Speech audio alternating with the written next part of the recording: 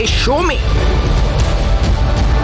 आमदन से जायद असासे नैब ने हमजा शहबाज को दोबारा तलब कर लिया। लाड़काना में एड्स तहकीकात के लिए 12 रुकनी आलमी टीम की कराची आमद। पेट्रोल की फी लीटर कीमत में 9 रुपए से जायद इजाफे का इम्कान। अगले माली साल के लिए 5.5 खरब रुपए के टैक्स अहदाफ।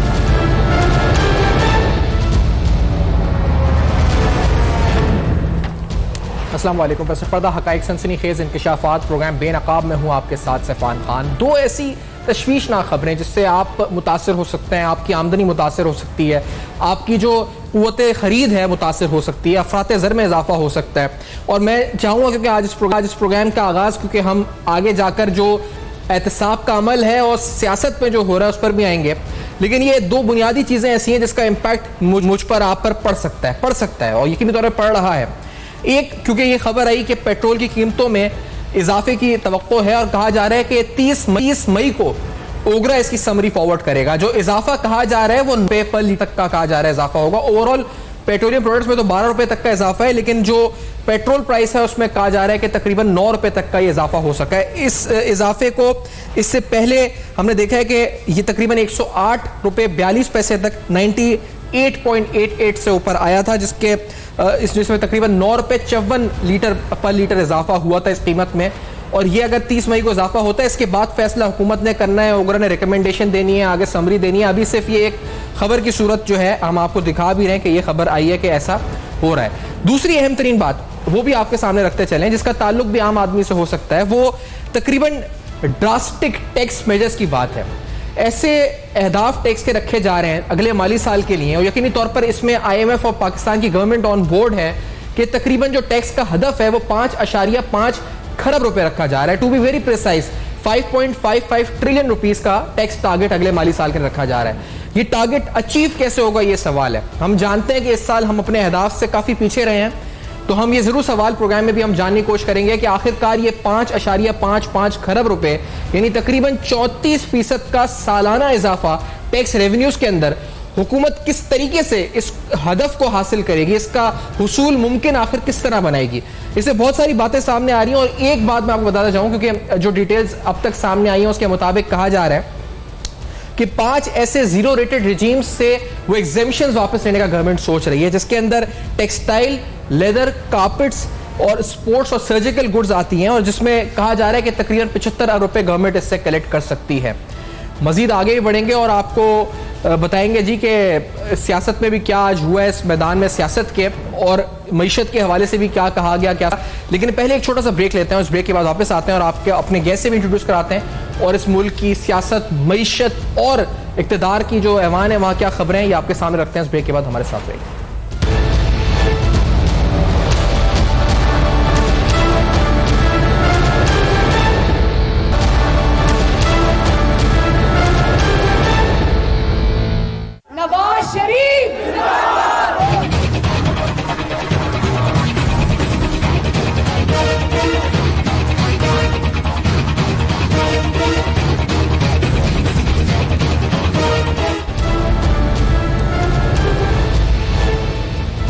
Welcome back. आप देख रहे हैं बेनकाब, और बेनकाब में अहम तरीन सवालात आपके सामने। दो चीज़ें हमने रखी हैं कि पेट्रोल की कीमतों में कहा जा रहा है कि मुतवक्का 9 रुपए फी लीटर इजाफा हो सकता है। नए टैक्सेस यानी गवर्नमेंट के जो आगे टैक्स अहदाफ हैं 5.5 खरब रुपए के, जो अगले माली साल के लिए गवर्नमेंट रखने का प्लान कर रही है, आखिर ये हासिल कैसे होगा। दानियाल चौधरी साहब नून लीग के सीनियर रहनुमा मेरे साथ मौजूद हैं, अखुंज़ादा चट्टान साहब पीपल्स पार्टी से, और जनाब शौकत बसर साहब पाकिस्तान तहरीक इंसाफ के फिलहाल बीपर पे हैं साथ। तीनों का मोहतरम शख्सियात का बहुत बहुत शुक्रिया आज हमें ज्वाइन किया। बसर साहब, ये आप 9 रुपए का कहा जा रहा है, मजीद इजाफा मुतवक्का है, और इसके अलावा 5.5 खरब के टैक्सेस नए या जो टैक्स कलेक्शन टारगेट आपको रखने, सिर्फ कितना और जूस अवाम का या कितना और खून निचोड़ेंगे अवाम का, मतलब समझ में नहीं आ रहा कैसे होगा ये पूरा 5.5 खरब रुपए, कहां से आएगा ये टैक्स, कौन देगा ये टैक्स। पहली बात तो ये हकीकत है कि जब हम IMF के लोन की तरफ इसीलिए हम अवॉइड कर रहे थे और हमने हर मुमकिन कोशिश की कि IMF की तरफ ना जाए, अपने दोस्त ममालिक के साथ हमने डायलॉग किया, क्योंकि इस मुल्क का जो पक्का बैठा है वो वर्ल्ड बैंक और IMF ने बिठाया है। और जाहिर है 30,000 अरब का कर्जा पहले था। अब हम अपने अदरवाइज अगर हम IMF के पास ना जाते तो यकीन मानिए इस मुल्क आपका दिवालिया हुआ होता, पर तनख्वाहें देने के लिए पैसे नहीं थे। दूसरा ये है, हम कोशिश करेंगे और ये मैं आपको यकीन दिलाता हूँ कि जब बजट आएगा आप भी देख लेंगे कि वो लोग जो इस वक्त कारोबार कर रहे हैं, जिनको अल्लाह ताला ने उनको बहुत माली हैसियत दी है, लेकिन बदकिस्मती से वो टैक्स चोर है। वो आज तक टैक्स मैक्सिमेशन तो माजी में ये होता रहा कि पाकिस्तान का मुंतखब वजीर आजम अरब खरबपति बन गया, 4 बड़े आजमों के अंदर उसकी जायदाद रहती, टैक्स 5,000 देते थे। इसलिए हमको एक तो बिजली का जो बिल आएगा, उन्होंने पहले प्रोग्राम में कहा था, वो उसमें प्रपोज कर चुके हैं कि जिनका बिल 300 यूनिट आएगा उसका कोई टैक्स यहाँ नहीं लगाया जाएगा। इसी तरह वो लोग जिनके पास जो हम बिलो पॉवर्टी जिंदगी गुजार रहे हैं, जिनके पास सोर्स ऑफ इनकम नहीं है, जो सरकारी मुलाजमीन है, आप देखेंगे कि अगर बजट आएगा, जो आपका सवाल है कि सबसे मुतासर वही लोग होंगे व्हाइट कॉलर या गरीब जो उनके पास टैक्स लगे, उनकी तरफ नहीं लगेगा। हमारी हर मुमकिन कोशिश। चलिए, ये तो आप कहना है साहब, मैं आज आपको आपका इस पे कमेंट देना चाह रहा हूं। मरियम नवाज साहिबा ने जो आज कहा है, इमरान खान साहब पे तनकीद तो करती है, लेकिन आज बड़े सख्त अल्फाज में उन्होंने जो स्टेटमेंट दी, कमेंट पहले सुन लेते हैं। क्या कहा मरियम नवाज साहिबा ने, पहले आपको ये सुनवाते हैं। आज हमें ये बात सोचनी चाहिए कि एक एटमी कुव्वत होने के बावजूद आज हम दर बदर की ठोकरें खाने पर क्यों मजबूर हैं। आज हमारा नालायक आजम कशकोल लेकर इधर उधर क्यों घूम रहा है। याद है ना जब एटमी धमाके किए थे, कितनी कड़ी पाबंदियां लगी थी पाकिस्तान में। नवाज शरीफ ने तो उन पाबंदियों के बावजूद किसी के आगे हाथ नहीं फैलाया ना। उसने तो कड़ी पाबंदियों के बावजूद मईशत को गिरने नहीं दिया। और एक तुम भिखारी आजम हो कि 6 अरब डॉलर के लिए मुल्क को IMF के हाथ गिरवी रख दिया। जितनी मीटिंगें ये नवाज शरीफ के बारे में करता है ना, ये जो नालायक आजम है ना मेरे भाइयों, ये खौफ में मुब्तला है। और भाई अदालतों में क्या जाते हो, मरियम नवाज से, हमजा शहबाज से मैदान में मुकाबला करो।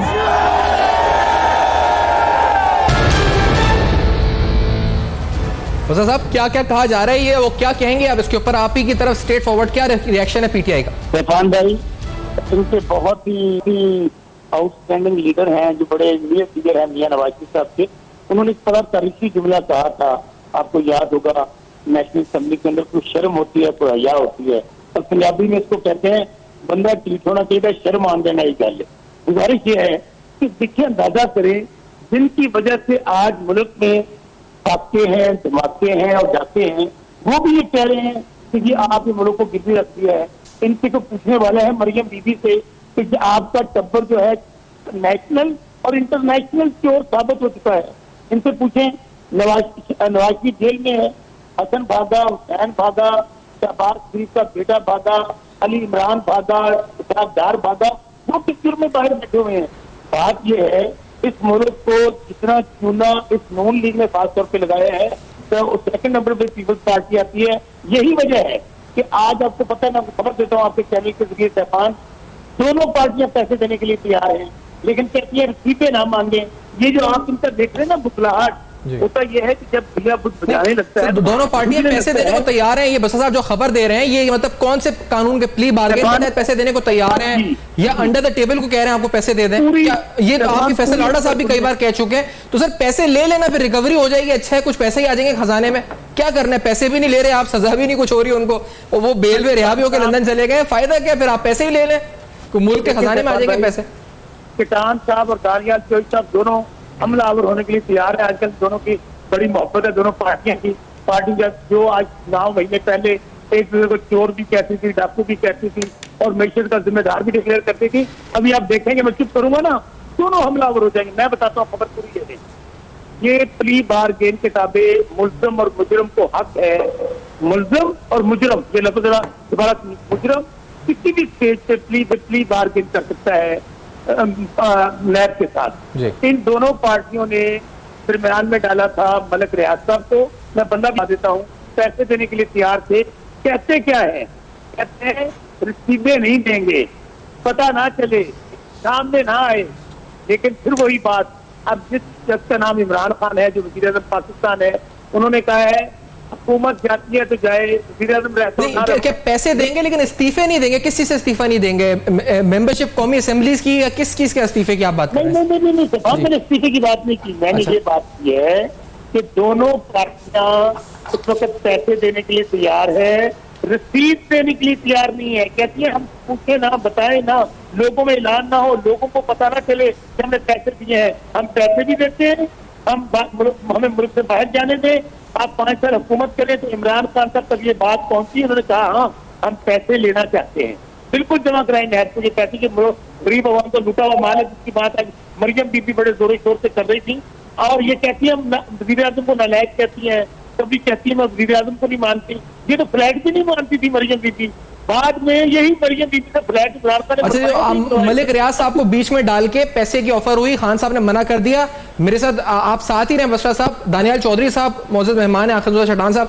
दानियाल चौधरी साहब, क्या आपसे पहले पूछूंगा, क्या मरियम नवाज साहिबा ने या हमजा शहबाज शरीफ, नवाज शरीफ मलिक रियाज साहब के थ्रू ऑफर दिए खान साहब को? अगर दिए तो कितने अरब रुपए की है, क्या है उसकी डिटेल्स आपको पता है दानियाल साहब? देखिए, पहले मैं इसको, अगर मैं इनकी पहले सवाल का जवाब दे दूं और फिर मलिक रियाज साहब वाले का मैं सेकंड फेज में जवाब दूंगा कि उन्होंने बोला पाकिस्तान को गुर्बत के हालात में छोड़ के चले गए थे, पाकिस्तान का बुरा हाल कर गए थे। बसरा साहब कह रहे थे।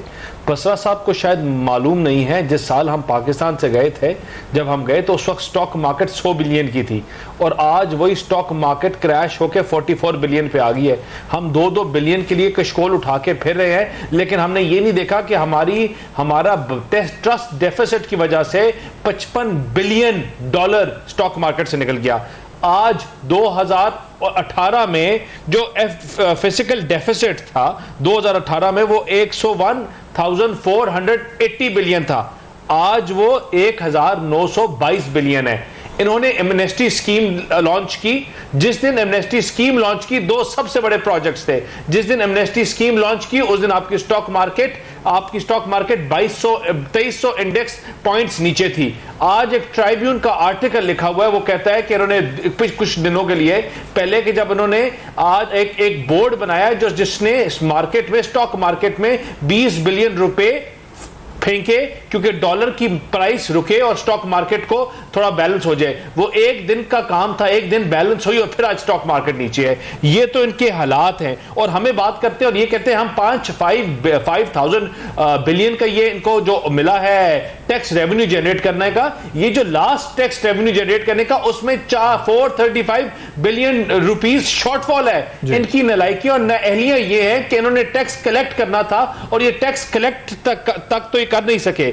आप फॉरेन डायरेक्ट इन्वेस्टमेंट देखिए, इनके ऊपर एतबार ना पाकिस्तानी कौम को तो चले आप छोड़ दे, फॉरेन डायरेक्ट इन्वेस्टमेंट जो कहते थे हजारों अरब रुपए आएगा, वो हमारे पिछले साल 2.489 बिलियन था, इस साल 1.376 बिलियन आ गया है। ये किसकी नालायकियां हैं, ये किसकी नाअहलियां हैं? ये इनकी है। इनके ऊपर आज कोई इदारा एतमाद करने के लिए तैयार नहीं, कोई बंदा एतमाद करने के लिए। आज इन्होंने बहुत बड़ा इल्जाम एक और लगाया, वो लगाया कि मलिक रियाज के थ्रू आज पाकिस्तान मुस्लिम लीग नून ने निगोशिएट करने की कोशिश की थी। देखिए, मैं इस इनके ये दोनों ने की है, देखें दोनों पार्टी और नून लीग दोनों ने किया दानियाल साहब, वो कह रहे हैं दोनों ने मिलकर मलिक रियाज साहब पाकिस्तान मुस्लिम लीग नून का तर्जुमान होते हुए, देखिए मैं अपनी पार्टी की बात करता हूं, मैं इस चीज को कंडेम भी करता हूं और मैं कहता हूं ये साफ झूठ है, ये साफ झूठ है। और आज इनको आपको बहरिया टाउन का आपको एक स्पोक्स पर्सन लेना चाहिए जो इनको या कंडेम करे या इनको डेफेमेशन सूट के ऊपर लेके जाए, क्योंकि जो इन्होंने कहा ये इनकी पार्टी का मौकफ है, इमरान खान का मौकफ है। और अगर आज इमरान खान ये कह रहा है कि मलिक रियाज ने निगोशिएट किया, उसने पैसे दिए और मैंने वापस कर दिए, तो ये एक बहुत बड़ा एक इंकशाफ है जो ये बार बार करते रहते। तो उनके तर्जुमान को इसके ऊपर, बहरिया टाउन के तर्जुमान को इसके ऊपर अपना बयानिया देना चाहिए। एक इंकशाफ और जहां तक पाकिस्तान मुस्लिम लीग नून का बात है, हम ना किसी ढील या डील के मुंतज़िर थे, हम इनको कोर्ट के केसेस लड़ने आए थे और आगे भी लड़ेंगे। और ये जो बातें कर रहे हैं ये आज इसलिए कर रहे हैं क्योंकि हर रोज एक्सपोज हो रहे हैं बसरा साहब। ठीक है, अच्छा मुझे एक सेकंड मौका दीजिएगा, क्योंकि ये जो लेकिन अनफॉर्चुनेटली इस बात को तो यहाँ क्लियर करते चले ना, आपने जो कहा कि आप इसको कैटेगोरिकली डिनाई करते हैं, आपने कहा कैटेगोरिकली डिनाई करते हैं, ऐसा कुछ नहीं है। आपने कहा बहरिया टाउन से आप मौकिफ ले लें, वो भी उनका, ताकि डिफेम कर दें इनको। बसा साहब, बड़ा आपने नाम ले लिया है और आपको लगता नहीं है कि ये बहुत बड़ा कोई डिफेमेशन आप पे हो सकता है क्योंकि नून लीग डिनाई कर रही है और आपने नाम ले दिया जिस शख्सियत का, वो उनके पास लॉयर्स ही बहुत है माशाल्लाह, तगड़े तगड़े, वो आपको 2 मिनट के अंदर लीगल नोटिस दे सकते हैं। बोला है तो इसमें जस्टिफिकेशन चाहिए। जी आया नो, बात ये है, जो बात मैंने कही है, मैंने प्रयास साहब जाए, मैं उस वक्त को कोर्ट में जवाब दूंगा। और दूसरी बात, ये जिन पे इल्जाम लगा है ये कोर्ट में क्यों नहीं गए? इन्हें कहें ये भी कोर्ट में जाएं, ये भी प्रूव करें, लेकिन ये नहीं जाएंगे। इसलिए नहीं जाएंगे सरपान, मैं आप थोड़ा सा दृष्टि कर लेंगे, इन्होंने पैसे किसको ऑफर किए हैं? इन्होंने पैसे ऑफर किए हैं प्री बार्गेन के ताबे नैब को, इमरान खान साहब को नहीं किए। जब बात चली सुने नहीं, अब आप टॉपिक चेंज कर रहे हैं। नो इमरान खान को ऑफर किए गए हैं और खान साहब ने नहीं किया। ये बसरा साहब ने आज एक चीज एक्सेप्ट की है, इनकी पार्टी ने एक्सेप्ट की है। आज ये तर्जुमान है पाकिस्तान तहरीक इंसाफ के, या तो पार्टी इसके ऊपर तरदीद करेगी या बहरिया टाउन का बंदा इसके ऊपर तरदीद करे। एक बात बताते बसरा साहब, मैं आपसे पूछना ही चाह रहा हूँ, दानियाल साहब मुझे अगर मौका दे, दानियाल साहब एक सेकंड को, क्योंकि बसरा आपने इससे पहले कहा कि ऑफर नैब को हुई लेकिन खान साहब ने डिनाई कर दी, तो नैब की ऑफर को खान साहब कौन होते डिनाई करने वाले? वो तो चेयरमैन नैब डिनाई करें या अकाउंटेबिलिटी कोर्ट डिनाई कर सकता है। इमरान खान वजीर आजम है, अकाउंटेबिलिटी कोर्ट के जज तो है नहीं ना, चेयरमैन नैब है। बस साहब भाई सुने, जब हमें पता चला अपने जराए से कि ये माल मूल के महाजन करके अरबों खरबों बना के ये चूना कौम को लगा के पतली घर से निकलना चाहते हैं, जब प्राइम मिनिस्टर साहब को पार्टी के नोटिस में आया तो हमने कहा ठीक है, जितने पैसे देना चाहते हैं दें, लेकिन पैसे ऑन रिकॉर्ड होंगे। ये कौम की अमानत है, हमें भी कौम को भी पता चले, जो अपने आप को बड़े कहते हैं हम हाजी हैं और हम बड़े शरीफ हैं, हमने बड़ा काम किया है, असल चेहरा कौम के सामने लाना चाहते हैं। नैब को पैसे मिल रहे थे ना, तो खान साहब सर नैब को तो पब्लिकली पैसे मिलते हैं, उसमें कोई छुप के थोड़ी को देता है नैब को पैसे। जी सैफान खान मेरी बात सुने, आप एक काम की, जो बात मैंने कही है ना, जी जावेद चौधरी साहब ने एक इंटरव्यू किया है, चले अब वो इंटरव्यू बड़ा कंट्रोवर्शियल हो गया, जैसे जावेद इकबाल साहब का उसके ऊपर क्यों चीख रहे हैं ये सारे अब्बासी साहब, और सारे कह रहे हैं हमको कोर्ट में लेके जाएंगे, इनको हम पार्लियामेंट में लेकर आएंगे हम। भाई उन्होंने क्या कहा है? उन्होंने वो दिल्ली पिटारे से निकाली है, उन्होंने ये फरमाया है कि मियाँ शहबाज शरीफ पैसे देना चाहते हैं, मियाँ नवाज शरीफ पैसे देना चाहते हैं, लेकिन किन किन शराइत के साथ। दूसरी बात मैं जबान फिर आपको अर्ज करूँ, मैं आपको अर्ज करूँ कि तहरीक इंसाफ जिसका नाम है पार्टी का खान के पास है, एक बात वाज़ेह है, ना डील होगी ना डील होगी। अच्छा एक ही चले पैसे ऑफर हुए लेकिन पैसे मना कर दिए। भाई आपने आज की रात ये इस एक शो में आपने फैसला करना है, रिजल्ट निकालना है कि भाई ये हुआ है कि नहीं हुआ है। चट्टान साहब आपसे पूछना चाहूंगा, क्या ये हकीकत है पीपल्स पार्टी ने भी क्या ऑफर किया, अप्रोच किया इनको? ये जो कह रहे हैं दोनों पार्टियों ने अप्रोच किया मलिक रियाज के थ्रू। चट्टान साहब बिस्मिल्लाहिर्रहमानिर्रहीम। देखे मेरे भाई, जब इन लोगों से इनके नाअहलियों के बारे में पूछे कि आप लोगों ने इलेक्शन से पहले क्या वादे किए थे कौम के साथ, और आप अभी ये 9 महीने में आप लोगों ने मुल्क के इकानमी का क्या हशर किया, तो ये इन लोगों का टेक्ट से असम्बली में भी और मीडिया पे भी कि ये चले जाते हैं कि ये एहतसाब है और ये चीज़ें। पहले ये लोग चीख चीख के कह रहे थे कि हम किसी को इनारो नहीं देंगे, सब कह रहे थे भाई आप इनारो दे नहीं सकते तो आप कैसे इनारो देंगे। फिर उन लोगों ने कहा कि नहीं पैसे दे दो हम कैसे ख़त्म कर देंगे। फिर उन्होंने कहा कि नहीं चलो आप लोग कैसे नहीं पैसे नहीं देते हैं, हम आप लोगों को एमनेस्टी देते हैं, जो चोर है जो डाकू है जो 2 नंबर का पैसा है आ जाए और अपना पैसा सुपेद करे। फिर दो एमनेस्टी ये लोग लाए। ये इन लोगों का टिकट से जब पता चल जाएगा नवाज शरीफ साहब ने पैसे दे दिए तो कौम देख लेंगे। वो जरदारी साहब जो 11 साल डट के रहा मुशर्रफ के नेब के सामने, वो कोर्टों के सामने डट के रहा और सर नहीं झुकाया। अगर वो कोई प्ली बार्गेन करते हैं या कोई और, मैं दानियाल साहब पे हैरान हूं भाई, नवाज शरीफ किस चीज का इनके साथ प्ली बार्गेन करेंगे? इस पे केस कौन सा है? इस पे जो पनामा के केस थे, जो करोड़ों और अरबों के पैसे थे, आप इसको इस केस में तो सजा नहीं हुई है, उसको तो सजा दिया अकामा पे। तो अकामा में कौन सा प्ली बार्गेनिंग नवाज शरीफ साहब करेगा? बसरा साहब ये करप्शन छोड़ दे, ये बहुत ज्यादा हो गया। 9 महीने में आप लोगों ने जो हशर नशर इस कौम का किया इसका जवाब दे दे। 9 महीने में पाकिस्तान ने आप लोगों ने जो नेब के हवाले कर दिया, आगे हम आपसे क्या पूछेंगे कि आप लोग बजट में क्या कर रहे हैं, जो आपको खुद बजट का नहीं पता कि बजट में क्या हो रहे हैं। अभी तो जो बजट बनेगा वो तो नेब बनाएगा, वो तो वही बंदा नेब का बनाएगा जो इजिप्ट से ट्रांसफर हो के आपके नेशनल बैंक में बैठ गया। वो तो वही आपसे बड़े अहम सवाल पूछना है मिनिस्ट्री में बिठाया है, कल के हवाले से तो वही। चढ़ान साहब, कल आपके जो चेयरमैन की नैब में कोर्ट में नैब जो हाजिरी, कल उस हवाले से क्या आप लोग कर रहे हैं ये पूछ रहे हैं, लेकिन बिलाल भुट्टो साहब की स्टेटमेंट सुना के आप ही से पूछ रहे हैं मुझे कि बिलाल भुट्टो साहब के पहले हम सुनाते हैं कि उन्होंने जो बिलावल भुट्टो कह रहे हैं एज चेयरमैन पीपल्स पार्टी कुछ सूबे सिंध के साथ जो सुलूक हो रहा है उस पर और जो वफाक का रवैया है, उसके बाद चट्टान साहब हुकूक के हवाले से जो आवाज उठा रहे हैं, तो चट्टान साहब से कल पार्टी की स्ट्रेटजी पूछेंगे 29 मई के हवाले से। लेट्स हियर दिस फर्स्ट, क्या कहा बिलावल। हमारा जो हक है, आपका जो हक है, हम इस किसी का से भीख नहीं मांग रहे, हमारा हिसाब, हमारा हक मांग रहे, जो आपको एनएससी के मुताबिक मिलना चाहिए वो आपको नहीं दे रहे हैं। आपका गैस, जो आप इस मुल्क के जो चूल्हे हैं वो आपके गैस पे चलते हैं और चलना चाहिए, हम देना भी चाहते हैं, लेकिन आप हमारा गैस बंद कर दे, कराची का गैस बंद कर दे, हमारा लोड शेडिंग हो, हमारा गैस बिल महंगा हो और बाकी मुल्क में चलता रहे। हमने मजबूरी के तौर पे आपका इर्सा का एग्रीमेंट 1990 का जो जाली सिलेक्टेड हुकूमत ने साइन किया उसको मान लेते हैं, उस पे कहते हैं कि उसके मुताबिक हमारा पानी का हिस्सा दो, और ये लोग जो है आपका पानी का हिस्सा भी नहीं देते हैं। मुआशी तौर पे ये सिंध की आवाम को स्ट्रैंगल कर रहे हैं, खत्म कर रहे हैं, ताकि हमारा फसल भी ना उगे, हमारा हॉस्पिटल्स भी ना चले। वो हमारे यहाँ तक से कि सिम्बारा इन जो कि आपका पैसा से हमने रेनोवेट की, आपका पैसा से हमने ये तारीखी जगह बनाया, वो भी छीनने की कोशिश कर रहे हैं। चट्टान साहब, आपसे पूछना चाहूंगा क्योंकि बिलावल बड़े एग्रेसिव लग रहे हैं, वो इस्लामाबाद की तरफ मार्च जाने का ऐलान भी कर चुके हैं, बहुत कुछ कह रहे हैं। कल वो जो हाजिरी भी है, नैब की पेशियां अलग हैं, क्या आपकी पार्टी स्ट्रेटेजी कुछ डिसाइड हुई है, बैठेंगे, क्या फैसला हुआ है एहतजाज का, कल के हवाले से क्या फैसले, क्या इस पर स्ट्रेटेजीज है?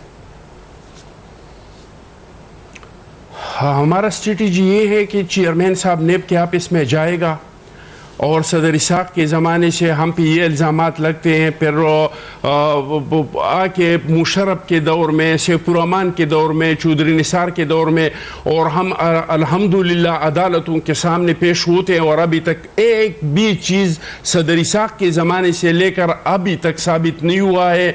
और हमेशा से यही कहा गया है कि ये डॉक्टर आसिम पकड़ा गया और 472 अरब का है, और ये जरदारी साहब के घेरा तंग हो रहे, और ये आयान अली आ गई, और ये तनवीर जमानी चली गई, और ये उज़ैर बलोच का वीडियो आ रहा है। अभी तक कुछ भी नहीं हुआ। इंदा भी इंशाअल्लाह ताला हम पेश होते रहेंगे। हम कल भी पेश हो रहे हैं, और जब भी पेश होंगे तो नेब से हम एक सवाल जरूर पूछेंगे। कल हम सारी पार्टी के जो वर्कर्स है, जो ऑफिस होल्डर है, वो चेयरमैन साहब के साथ जाएंगे, और चेयरमैन साहब नेब में जाएगा, हम बाहर खड़े होकर नेब से एक सवाल पूछेंगे कि बिलावल साहब तो पेश होते हैं, जरदारी साहब को हर हफ्ते आप सामने खड़ा कर देते हैं, शहबाज शरीफ को, हमजा शरीफ को, नवाज शरीफ को, मरियम नवाज को, लेकिन ये बताएं कि आप इमरान नियाजी को हेलीकॉप्टर केस में कब बुलाएंगे? आप हमें बताएं कि आप मालूम जब्बा केस में परवेज खटक को कब बुलाएंगे? आप करेंगे? आप अमीर मुकाम के बेटे को शांगला में 3 किलोमीटर रोड पे तो पकड़ते हैं, लेकिन पेशावर के दरमियान जो भी BRT ये सफेद हाथी कड़ा है, जो हर रोज इसको गिराते हैं और हर रोज इसको बनाते हैं, जो 25 अरब से शुरुआत हुआ था और अभी तक ये 130 अरब से ज्यादा इस पे खर्चा आ गया। इसके बारे में आप कब पूछेंगे? और इनसे सारे सवाल आप पूछेंगे, ब्रेक के बाद हम मजीद गुफ्तगू इस पे करते हैं। After this very short break वापस आते हैं, और ब्रेक के बाद कुछ आपको PTI के अंदर क्या चल रहा है इस पर बारे में ख्वाजा आसिफ साहब ने कुछ कहा असेंबली के फ्लोर पे, क्या वो हकीकत है? ये बड़ा अहम सवाल है, और कुछ और फिगर्स जो इकोनॉमिकली हमें इंपैक्ट कर सकती हैं। आफ्टर दिस ब्रेक हम दिखाएंगे, हमारे साथ रहिए।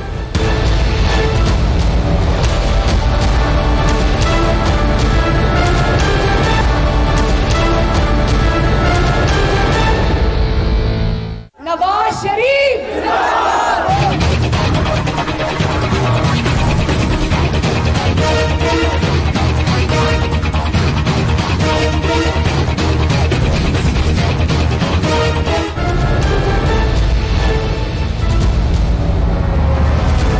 Welcome back. आप देख रहे हैं बेनकाब, और बेनकाब में अहम तरीन सवाल उठा रहे हैं। जिस तरह हम कह रहे हैं कि माशी चैलेंजेस हैं, बहुत से मामलात हैं आगे जो गवर्नमेंट फेस कर रही है। शेख रशीद साहब क्या प्रेडिक्ट कर रहे हैं ईद के बाद क्या होने जा रहा है, ये आपको सुनाते होने की ज़बानी। उन्होंने कुछ तब्दीलियां, मिनिस्ट्रीज, क्या पता छोटी छोटी तब्दीलियों की बात की है, क्या की है, सुनते हैं पहले, उसके बाद आपको एक और बात सुनवाते हैं। Let's hear this first, Sheikh Rashid साहब क्या कहते हैं। पता नहीं इस किस्म की अफवाहें थोड़ी बहुत ही क्या कहते हैं वो टेलर चलेगा तब्दीलियों का, थोड़े से वजीरों का, 1-2-3।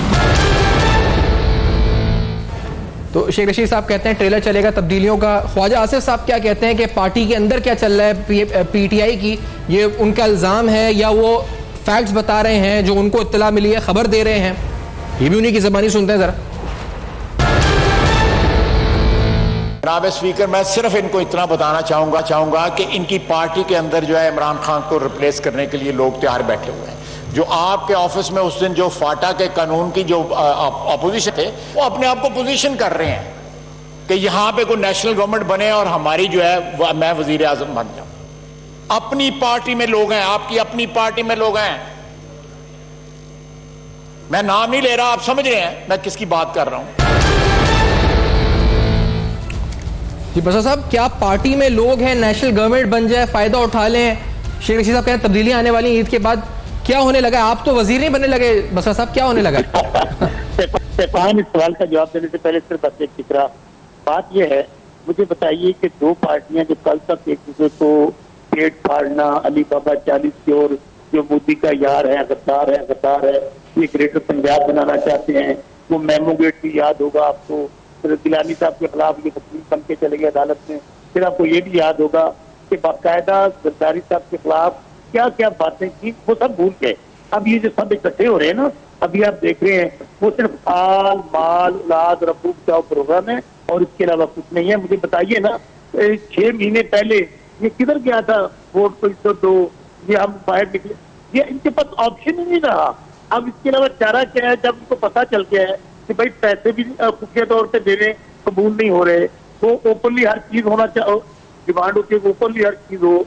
हमें कोई इनको चीज, जब इनके सब अरबे नाकाम हो गए हैं तो उसके बाद ये सब इकट्ठे हो रहे हैं, इसके लिए हमें कोई परवाह नहीं है। ये इसके बाद वो इकट्ठे हो रहे हैं, ठीक है, आपकी पार्टी में क्या हो रहा है बसा साहब? अच्छा, अब उसके आपकी पार्टी के अंदर क्या चल रहा है ये तो बताएं जी। स्टेफान आप देखने पे और एक मिनट उछालेगा, न महंगाई का जवाब देगा, ना अपना पार्टी का जवाब देगा, ना अपने नाअहली के जवाब देगा, सिर्फ पार्टी अपोजिशन पे की चुन उछालेगा। अब अभी टर्न पे बोलिएगा। देखिए सलमान, आप देखने पे और ख्वाहिशों पे ना पाबंदी है न टैक्स लगता है। इस पार्टी का लीडर इमरान खान है और इमरान खान है, उसके बाद कुछ भी नहीं है। देखिए, इनको आप बेचारों को समझ नहीं आ रही कि ईद के बाद देखे ना, अभी साधनार भी वापस आ रहे हैं, उनका वो साइन हो गया है। कुछ दिनों बाद आप देखेंगे हुसैन नवाज, हसन नवाज, वो जो अली इमरान, जितने भागे हुए हैं इनको भी वापस आने हैं। जरदारी साहब के मामला बहुत करीब चले गए हैं कि हालात आप देख रहे हैं। बिलावल साहब कल पेश हो रहे हैं। अब इनके पास और कोई चारा नहीं है कि ये कहें तहरीक इंसाफ टूट रही है, कौमी हुकूमत बन रही है, या कोई हम तो पेश हो रहे हैं।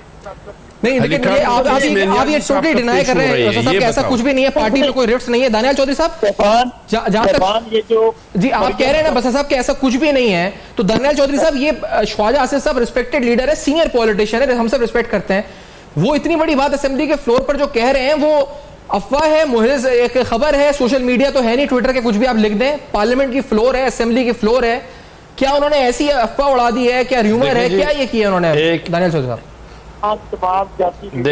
देखिए ये एक मैं दानियाल चौधरी साहब का जवाब ले लूं, नून लीग ने जो कहा है ये क्यों कहा है? जी दानियाल चौधरी साहब जी। देखिए, अंग्रेजी की एक सेइंग है, where there is fire there is smoke, ठीक है। और आज अगर पाकिस्तान मुस्लिम लीग नून ये बात करती है या पीपल्स पार्टी ये बात करती है, ये अपने जराए के थ्रू करती है, जब फाटा का बिल पेश किया गया तो इनकी पार्टी में किस तरह डिवाइड था। जब इनकी पार्टी में अपने लीडरान की बात आती है, इनके पार्टी में 3-3 धड़े बने हुए हैं, एक अलग अलग ग्रुप बने हुए हैं। अलीम खान का अलग है, इनके शाह कुरैशी साहब का अलग है, जहांगीर तरीन साहब का अलग है, अलग अलग पूरे ग्रुप्स अलग अलग टोलों को सपोर्ट कर रहे हैं। 4 सीटों से तो ये प्राइम मिनिस्टर बने हुए हैं, बैठे हैं। और जब ये हम बातें करते हैं कि इमरान खान को नाअहलियों की वजह से रिप्लेस करने के लिए लोग बैठे हैं, वो हम इसलिए कहते हैं कि आपने बसरा साहब ने कोई जवाब नहीं दिया। आज इकोनॉमी का क्या हाल हो गया, आज मईशत का क्या हाल हो गया। ये लोग जब अपने हलकों में जाते हैं तो लोग इनको झोलियां भर भर के बदवाएं देते हैं। लोग कहते हैं कि रमजान के महीने में हमें ईद आने वाली है, 4-4 महीनों की तनख्वाही नहीं मिली। तो जब ये अवाम का प्रेशर पड़ता है तो वो आके बातें करते हैं जिन्होंने इनको ला के बैठाया कि भाई ये किसको हमारे ऊपर आके बैठा दिया, ये क्या नलायक इंसान को, क्या नलायक लीडर को। ये मोदी की बात करते थे, आज मोदी की मिन्नतें कर रहे हैं कि हमारा फोन उठा लो, या आज मोदी की मिन्नतें कर रहे हैं कि हमें बुला लो, लेकिन इनका अपना पड़ोसी मुल्क इनसे बात करने के लिए तैयार नहीं है। इनके पूरे रीजन में अफगानिस्तान की स्टेटमेंट्स देख लें, चाइना की देख लें, इनकी इंडिया की देख लें, पूरे रीजन में मिसट्रस्ट है, ट्रस्ट डेफिसिट इनके लीडर के ऊपर। और इंटरनल जब बात करते हैं तो इंटरनली भी कोई इनके ऊपर एतमाद करने के लिए तैयार नहीं है। और वो नहीं क्यों तैयार न करने के लिए नहीं है, क्योंकि इनकी कारकर्दगी क्या है, सिफर, अंडा, जीरो। ना कुछ प्रोड्यूस कर सके, ना कोई काम कर सके, जो वादे किए थे सब झूठे थे, होमवर्क था नहीं इनका। जो इनको सपोर्ट करते थे एनालिस्ट, एंकर्स, जर्नलिस्ट, आज वो हाथ जोड़ के माफिया मांग रहे हैं कौन से हमने गलती की। तो ऐसे बंदे को रिप्लेस करने के लिए लोग तैयार नहीं होंगे। ये आप मेरे से बेहतर जवाब आप दे सकते हैं। सही नहीं तो मतलब पार्टी के अंदर रिफ्ट है, आप कहते हैं कि जहां पर धुआं वहां आग भी होती है। ये चट्टान साहब आप भी एग्री करते हैं कुछ है इंटरनली रिफ्ट चल रहे हैं पार्टी में पीटीआई की, या ये सिर्फ आप लोग ऑपोजिशन कह रही है, ऐसा कुछ नहीं है? चट्टान साहब ठीक है जी, इसके जो बयानात आ रहे हैं, जो शाह महमूद कुरैशी साहब रोज कहते हैं कि नाअहल लोगों को नहीं बिठाना चाहिए, ये नाअहल वो किसको कह रहे हैं? पंजाब में देख ले, वहाँ पे 5 चीफ मिनिस्टर बने हैं, वहाँ पे जो गवर्नर है वो भी चीफ मिनिस्टर है, वहाँ पे जहांगीर तरीन भी चीफ मिनिस्टर है, वहाँ पे बाकी भी जो चौधरी है वो भी चीफ मिनिस्टर है। इस तरह पुख्तनख्वा में आके पुख्तनख्वा में भी 3-3 चीफ मिनिस्टर है। और सारे जो मुंतखब लोग हैं इनके ऊपर जो अनइलेक्टेड लोग हैं इनके ऊपर बिठाए हैं। तो क्या वो लोगों में एहसास महरूमी नहीं होगी कि हम तो इलेक्शन लड़के आए हैं, हमने तो मुकाबले करके आए हैं, ये हमारे सरों के ऊपर। आप इसका काबीना देख ले, कितने लोग इसमें मुंतखब लोग हैं और कितने गैर मुंतखब लोग हैं, कितने इसमें पीटीआई के लोग हैं और कितने। हुकूमत तो पीटीआई का अमलन अबदन गिर चुका है, उन्होंने तो अपना टीम को निकाल दिया है। आप तो पीटीआई का कोई हुकूमत इस मुल्क पे नहीं है। अगर एक हुकूमत टैक्स नहीं बढ़ा सकते हैं, अगर टैक्स कम नहीं कर सकते हैं, अगर डॉलर की कीमत का तयन नहीं कर सकते हैं, अगर पेट्रोल की कीमत का तयन नहीं कर सकते हैं, अगर गैस और बिजली की कीमत का तयन नहीं कर सकते हैं, तो मेरे भाई मुझे बताइए इस हुकूमत में क्या रह जाते हैं? हुकूमत तो अमलन आप नैब गए थे बीआरटी मंसूबे के खिलाफ, आप गए थे पीपल्स पार्टी के 4 में, उस पर क्या हुआ? अपडेट्स कुछ है? नैब ने क्या आपको जवाब दिया, आगे क्या हुआ? क्योंकि आप मिले भी थे चेयरमैन नैब से उस पर। नेब ने तो हमें जवाब नहीं दिया, अलबत्ता जावेद चौधरी साहब के कालम में उन्होंने जवाब दे दिया कि अगर हम परवेज खट्टक को पकड़ते हैं तो ऐसे नहीं कि वो ज्यादा बीमार हो जाए, और अगर हम इसके लोगों को पकड़ते हैं तो ये हुकूमत गिर जाएगा। तो वही जवाब मिला कि अगर इनके खिलाफ कार्रवाई हो जाती है, इस वजह से हम नहीं कर रहे हैं कि अगर इनके हुकूमत के खिलाफ हाई करे तो हुकूमत 2 दिन के अंदर अंदर गिर जाएगा, क्योंकि 27 लोग इसके नेबजद्दा है। इनका स्पीकर पंजाब का नेबजद्दा है, इनका केपीके का जो चीफ मिनिस्टर है वो नेबजद्दा है, इनका बीआर का जो चेयरमैन लगाया है वो नेबजद्दा है, इनके जो वजीर दिफा है वो नेबजद्दा है, इनके जो वजीर दाखिला है इन पे दहशतगर्दी के केसेस है। तो अगर नेब इस पे एक्शन ले लेंगे तो नेब तो कह रहे हैं हम इसलिए नहीं ले रहे हैं कि ये हुकूमत गिर जाएगा, क्योंकि अगर हमने इस पे एक्शन लिया तो 2 दिन में, और खुद इन पे केसेस है इमरान नियाजी साहब पे, अलीम आबाजी के 60 अरब के बेनामी असासे निकले हैं। एक चीज खाली इनसे पूछें, एक चीज बस्सा साहब से पूछें कि इनके इंटीरियर मिनिस्टर हैं किधर? बलोचिस्तान का वाकया हुआ, 2 ब्लास्ट हुए, कौम के एतमाद में लिया इन्होंने? ये फाटा का इश्यू हुआ, वहां फौजी हमारे शहीद हो गए, कोई और जो लोग शहादतें हुई उसके ऊपर कोई इन्होंने कौम को एतमाद में लिया? बड़ा इंपॉर्टेंट सवाल है, मैं ये जरूर बताना चाहूंगा, वहां लोग वफात पा गए। ये जो तो किधर है इमरान खान? जो अभी चट्टान साहब का सवाल उठाएंगे बीआरटी के मंसूबे के हवाले से, बीआरटी के मंसूबे के हवाले से कि पेशावर में क्यों नहीं काम हो रहा। हमजा शहबाज ने भी आज स्टेटमेंट, जो हमजा शहबाज साहब की स्टेटमेंट है वो सुनाते हैं। बीआरटी के बाद की वजह से पूछेंगे कि नैब क्या आपके हल्का हाथ रखा हुआ है, ये सवाल, लेकिन पहले सुनते हैं कि हमजा शहबाज ने क्या कहा है। Let's hear this first. Pakistan Muslim League Noon का ये मुतालबा है कि असेंबली में फैक्ट फाइंडिंग कमेटी बने और इमरान नियाजी, देखे मैं आज से नहीं कह रहा, मैं पिछले 10 महीने से कह रहा हूँ कि ये नैब और नियाजी का गठजोड़ है। वहां पर तो खैबर पख्तूनख्वा में मेट्रो बस पेशावर का हुकूमत की अपनी रिपोर्ट है कि 7 अरब का गबन है। कितने का? 7 अरब का। कोई पूछने वाला नहीं है। तो अब बात यहाँ से आगे ऐसे चलेगी नहीं। अब हम, और मैं समझता हूँ कि तमाम अपोजिशन जमातें जो है उस बात पे इकट्ठी होंगी कि इस बात का पहले फैसला होना चाहिए कि वो अपनी सफाई में क्या कहना चाहते हैं। दूध का दूध, पानी का पानी होना चाहिए, वरना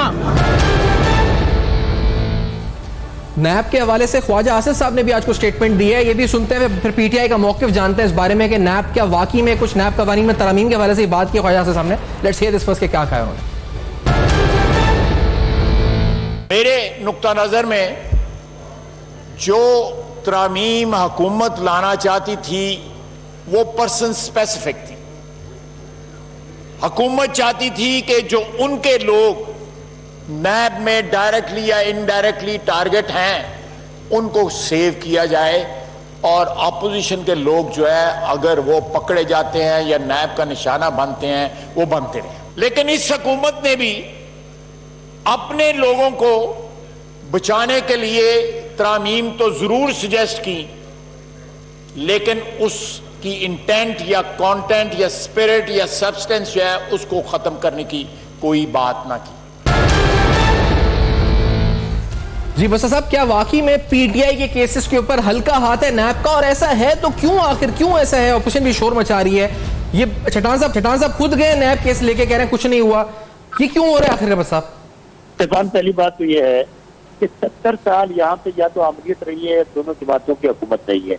मेरे 99% तो इन्हीं के लोग आने हैं नैब के अंदर। तहरीक इंसाफ की बहुत बारी आई है तो उसमें बहुत अच्छा चट्टान साहब की बात मैं अप्रिशिएट नहीं करता। पीपल्स पार्टी ने प्रैक्टिकल काम किया तो ये नैब में गए हैं, बीआरटी के खिलाफ दूध का दूध पानी का पानी हो जाएगा। ये कैसे हो सकता है कि उन्होंने खुद कंप्लेंट दिया और वो प्रोसीड ना हो? दूसरी बात है कि बिल्कुल अच्छी बात है कि हमें देखिए, पहली बात तो ये नैब के कवानीन 10 साल ये दोनों पार्टियां हुकूमत में रही हैं, इनसे जवाब लें कि नैब के कवानीन में क्यों तब्दीली नहीं की। नैब का चेयरमैन आज इनको बहुत बुरा लग रहा है, टीका लगाया हुआ है। उस वक्त ये बहुत अच्छे थे जब इनके खिलाफ कार्रवाई नहीं कर रहे थे। अब दूसरी बात, अच्छी बात है, तरमीम होनी चाहिए ताकि कोई भी, इस बंदे ने भी चोरी की है, माल लूटा है, डाका मारा है अवाम के हकूक पे, उनके माल पे, हमें ऐसे सख्त से सख्त कवानीन बनाने चाहिए। बल्कि मैं तो ये भी कहता हूँ तूफान, कि करप्शन की सजाएं बहुत होनी चाहिए, और वो भी दुनिया के सामने छुपा के नहीं। जिस तरह मैं समझता हूँ जितने भी हीनियस क्राइम है, जिसमें रेप है, जिसमें कत्ल की सजा, वैसे सजाएं मौत है, इसी तरह करप्शन और अपना रेप जो केसेस हैं इनकी भी सजा बहुत होनी चाहिए और सरेआम होनी चाहिए। एक बात बता दूं, अब चट्टान साहब और दानियाल दोनों मेरे भाई हैं और बड़े जेन्युइन पॉलिटिकल वर्कर हैं, लेकिन इन मेरे भाइयों को पता ही नहीं है ये इतनी बड़ी बड़ी बातें कर रहे हैं। इनकी दोनों की क़यादतें इस वक्त किन हालात से गुजर रही हैं। तूफान, मेरी बात रिकॉर्ड पे रखिएगा। बात यह है, ईद के बाद फाइनल राउंड शुरू हो रहे हैं और आप देखेंगे ये दोनों भाई मेरे साथ एग्री करेंगे, कहेंगे बसरा सही कहता था। इन दोनों के साथ करप्शन पे, लूट मार पे ऐसे ऐसे स्कैम आने वाले हैं, ये दोनों भाई कहेंगे भाई आज के बाद हमको बस मैं आपको बताऊं, ईद के बाद, बस साहब ईद के बाद जो है ना, बस साहब ईद के बाद 11 जून को बजट है, और बजट के बाद आप लोगों का इम्तिहान शुरू हो जाएगा, क्योंकि जब महंगाई का, टैक्सेस का बोझ और आके एकदम बम फटेगा महंगाई का। और इम्तिहान से पहले इनके मैं एक बात पूछता हूं कि आप मुझे बताएं बसरा साहब, क्या आप लोग नजूमी हैं? अगर आप कहते हैं कि हमारा नियाजी का और नैब का गठजोड़ नहीं है, फिर आपको किसने बताया कि नैब को नवाज शरीफ साहब ने और जरदारी साहब ने कहा था कि हमसे पैसे ले लो और हमको छोड़ दी? फिर आप कैसे कह सकते हैं कि ईद के बाद ये होगा, ईद के बाद वही होगा? इसलिए तो हम कह रहे हैं ईद के बाद जो होगा, तो दानियाल साहब, चट्टान साहब, आप तैयार हैं? बड़े बड़े स्कैम्स आएंगे आप लोगों के सामने है, वो आप लोग 3 महीने पहले टीवी पे बताते हैं कि ये होगा, अगली पीछे पे ये चीज होगा, इसके बाद ये होगा। तो ये आप लोगों को कौन बताते हैं? हमें बताए ना, हमें भी बताए, वो जराए अपना बताए। आप बता दें जराए, का है तो हम भी जराए बता दें। आप ईद के बाद जो होने वाले आप जराए बता दें क्या FIA वाले क्या करने वाले हैं, पार्टियों की लीडरशिप के काले करतूत बता रहे हैं कि इनके साथ क्या होने वाला है, इनकी बदहवासियां बता रही हैं। अरे भाई, आपके लीडर के करतूत जो है ना, वो मैं नहीं बता रहा हूँ, वो पूरे कौम को आप बताते थे। 10 साल आपने, 15 साल आपने इस टीवी पे कौम को बताए हैं कि इमरान खान की करतूत क्या है, इमरान नियाजी का। बस सब आप बताते थे। ईद के बाद नहीं सर, ईद के बाद मुझे तो लगता है बजट आना है बसरा साहब, और कुछ नहीं है। मुश्किलात आप ही के लिए नजर आ रही है, ईद के बाद बजट आएगा तो आपने दूसरा सुना है ना। देखिए, बसरा साहब को समझ नहीं आ रही। बसरा साहब का with all due respect, Eid के बाद इनका एहतसाब और शुरू होना है। जो ये लोग पैसे खा रहे हैं, जो इनके मिनिस्टर्स अभी तक पैसे खा चुके हैं, इनका एहतसाब शुरू होना है। जो इनके हेल्थ मिनिस्टर को काम है, जो इनके पुराने मिनिस्टर्स को हटाया गया, इनके नए करप्शन केसेस आ रहे हैं जिन पे इनके फर्दर मिनिस्टर्स को हटाया जा रहा है। बसरा साहब को शायद अभी पता नहीं है कि अकाउंटेबिलिटी का दौर जो है, ये इन्होंने चेयरमैन नैब बस आप बता देना क्या होने वाले हैं, कौन बता रहा है आपको क्या होने वाला है। शुरू करें, ये दोनों भाई सादा हैं तो आप बड़े तेज हैं, आप बता दें बस साहब। एक्सपोज होंगे और रोज ये अपने घुटनों पे आके, ये घुटनों पे आएंगे और ये माफिया मांगेंगे इस कौम से। और हमजा शहबाज टीटी जो है, उनकी हमने गुफ्तगू नहीं सुनी। और भाई तो वही होने वाला है जो कुल्फे वाला, गोले वाला, फलूदे वाला, टीटी वाला, इनका अंजाम सामने आने वाले बड़े भाई। आप देखते हैं बस साहब, मैं आपको जो नजर आ रहा है ईद के बाद, छोले वाले, आइसक्रीम वाले, ये आपके अकाउंट से हैं। चलिए जी, मैं इस पे वाइंड अप करूंगा। बसर साहब ने कहा है जी ईद के बाद कुछ होने वाला है। दानियाल चौधरी साहब, मुझे तो लगता है बजट ईद के बाद। दानियाल साहब आपका शुक्रिया, खुदा शटान साहब आपका बहुत शुक्रिया, आपने ज्वाइन किया है, मोअज़्ज़ज़ मेहमान प्रोग्राम में साथ रहे। फीडबैक जरूर दीजिएगा, फेसबुक, ईमेल और ट्विटर पर देखते रहिएगा। अब तक अपना बहुत ख्याल रखिए।